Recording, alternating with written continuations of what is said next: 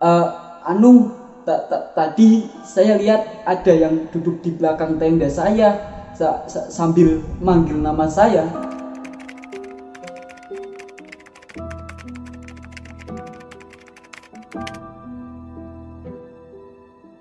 Balasan dari perkataan Hamzah hanyalah berupa rintihan isak tangis wanita yang pada saat itu terdengar jelas oleh Hamzah dan juga Cahyo.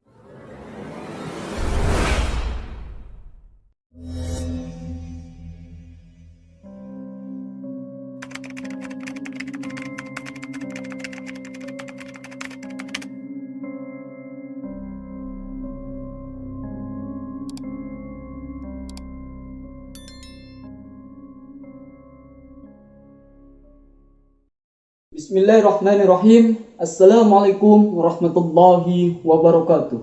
Om Swastiastu, Namo Buddhaya, salam kebajikan, salam. Kembali lagi bersama saya di sini, Muhammad Reza Maulana, yang tentunya akan mengulik sebuah kisah yang sebelumnya sudah saya ceritakan pada part sebelumnya. Dan buat kalian yang merasa belum menonton part 1 dari kami, saya harap untuk segera menonton terlebih dahulu, supaya tidak tertinggal dengan alur kisah yang akan saya ceritakan pada kesempatan malam hari ini. Tanpa menunggu lama lagi, seduh kopinya, pakai handsetnya, kencangkan volumenya, dan miringkan handphonenya. Kisah kita mulai. Jam menunjukkan tepat pada pukul 11:30 malam. Sesosok tersebut tepat berada di sebelah Mas Heru. Dengan posisi seperti itu, Mas Heru mencoba menenangkan diri dengan memejamkan matanya. Namun, bukannya pergi, sosok tersebut malah mendekat sembari menanggil nama Mas Heru dengan suara yang sangat seram. Heru. Perlu kalian ketahui bahwasannya Mas Heru merupakan salah satu yang paling penakut di antara mereka semua. Setelah mendengar namanya dipanggil, Mas Heru pun semakin tidak kuat menahan rasa takutnya dan berteriak dengan kencang. Teriakan tersebut membangunkan hampir seluruh pendaki yang ada di sana. Seluruh pendaki yang mendengar teriakan tersebut menghampirinya dan bertanya, "Ada apa dengan Heru?"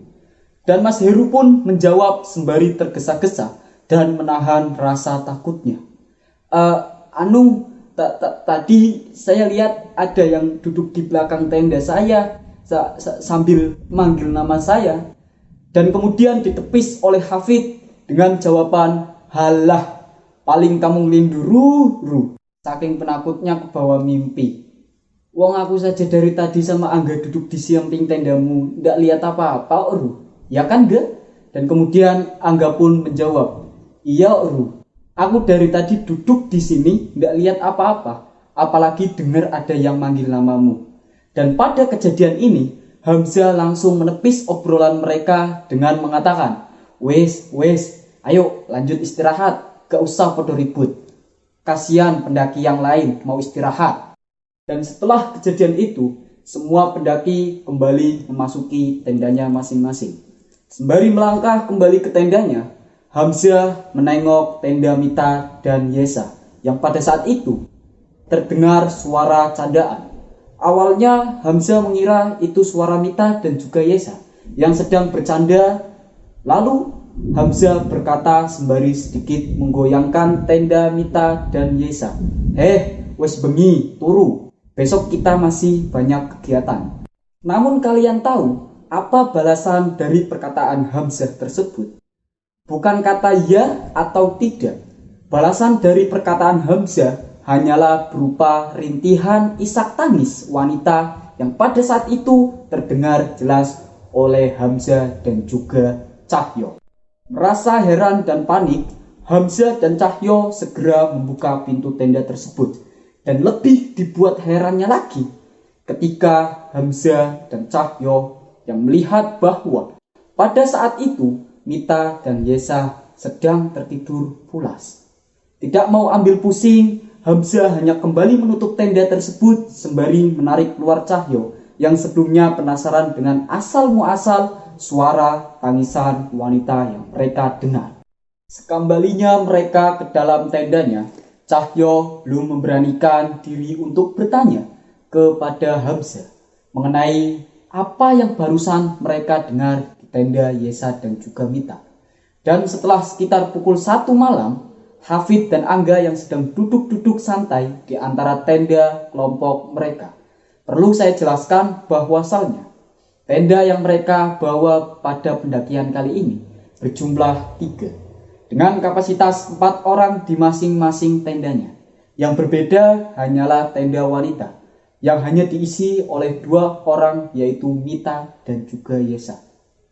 Sembari menikmati indahnya malam dan segelas kopi, tiba-tiba mereka melihat Mas Heru keluar dari tendanya. Spontan, Hafid bertanya kepada Mas Heru, "Kamu mau kemana, Ru?" Dengan ketus, Mas Heru hanya menjawab, "Mau buang air," tanpa melihat lawan bicaranya, yaitu Hafid dan Angga.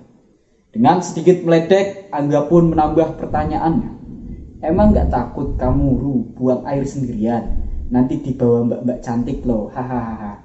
Tidak seperti biasanya, Mas Heru yang penakut, dia hanya pergi menjauh meninggalkan Hafid dan Angga ke dalam semak-semak untuk buang air.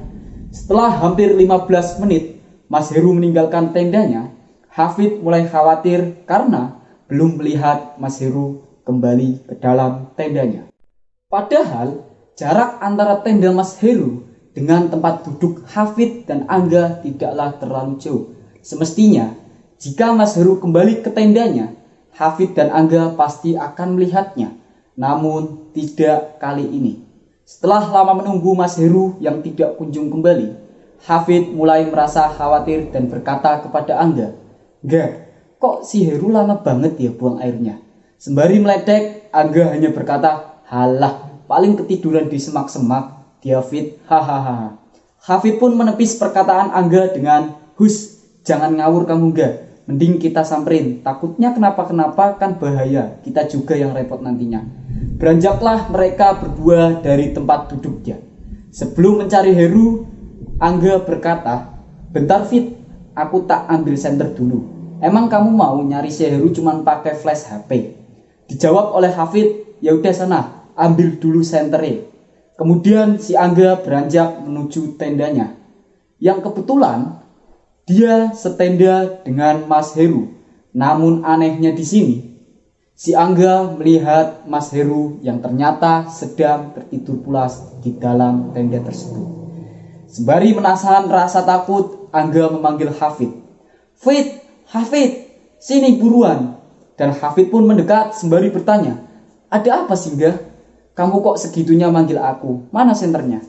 Tanpa menjawab pertanyaan Hafid, Angga pun hanya mengacungkan telunjuknya ke arah Mas Heru yang sedang tertidur pulas. Setelahnya, tanpa berkata-kata, Angga dan Hafid pun langsung membangunkan Mas Heru dan bertanya kepada Mas Heru, "Sampean tadi bukannya buang air, Ru? Kok tiba-tiba udah di sini? Masuk ke tendanya kapan? Aku kok ndak lihat?" Dengan uapan bangun tidur, Mas Heru menjawab, "Ndak, Fit, enggak. Aku tidur, wong aku tadi sore sudah buang air supaya malamnya gak pengen buang air lagi." Setelah mendengar jawaban tersebut, Angga dan Hamzah semakin merinding dan merasa heran dengan apa yang baru saja mereka alami. Karena sudah merasa ada yang tidak beres, akhirnya mereka semua masuk ke dalam tendanya masing-masing. Sampai pada keesokan harinya, sekitar pukul 5 pagi, dan sudah ada banyak pendaki yang sudah bangun, bersiap untuk menyambut sunrise di puncak gunung tersebut.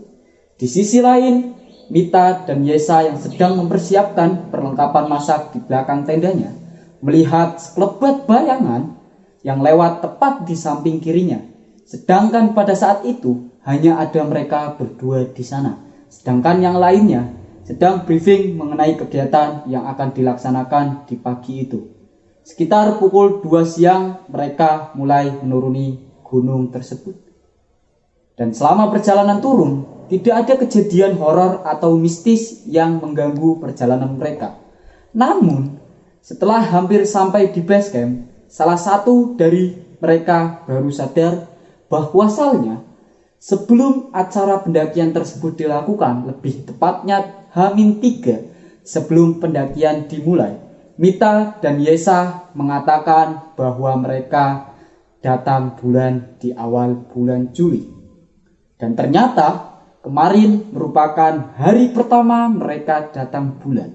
Keduanya enggan berbicara ke teman-teman lainnya karena takut sia-sia sudah datang jauh-jauh tapi tidak jadi muncak. Dan sangat disayangkan ketika hal fatal seperti ini terjadi. Beruntung selama pendakian tidak ada kejadian yang begitu fatal. Sesampainya di base camp, mereka berdua menangis sembari meminta maaf pada teman-teman lainnya. Karena awal terjadinya hal-hal mistis yang mereka alami terjadi karena kesalahan mereka berdua. Di sela perbincangan tersebut, ada salah satu bapak penjaga loket yang memberitahu bahwa sebenarnya mereka merupakan salah satu pendaki yang benar-benar beruntung. Mengingat tepat pada tanggal 7 dan 8 Juli 2022 bisa kalian simak di tanggalan tahun lalu. Itu merupakan hari Kamis malam Jumat Kliwon, 2 hari sebelum Hari Raya Idul Adha.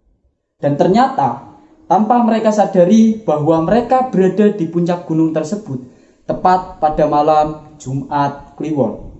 Tidak aneh ketika hal seperti ini terjadi. Ditambah ada kedua teman mereka yang sedang datang bulan. Tidak hanya di situ, sang bapak pun berkata bahwa di awal pendakian salah satu dari mereka sudah melakukan kesalahan dengan lancang menebang akar yang dipercaya sakral di area trek tersebut. Setelah mendengar hal tersebut, Hamzah hanya bisa menatap tajam ke arah Hafid, mengingat bahwa Hafid pelaku dari apa yang bapak tersebut ceritakan.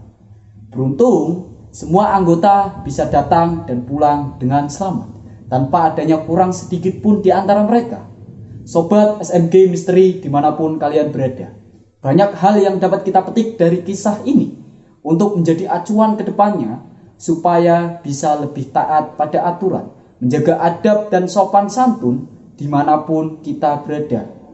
Gunung merupakan salah satu tempat yang dipercaya sebagai rumah bagi para makhluk di alam lain. Teman-teman SMG Misteri, kisah ini merupakan salah satu kisah nyata yang kita angkat langsung dari salah satu teman saya yang pada kali ini tidak mau disebutkan namanya dan kita ganti dengan nama samaran yaitu Hamzah. Dan kali ini merupakan akhir dari kisah pendakian tersebut.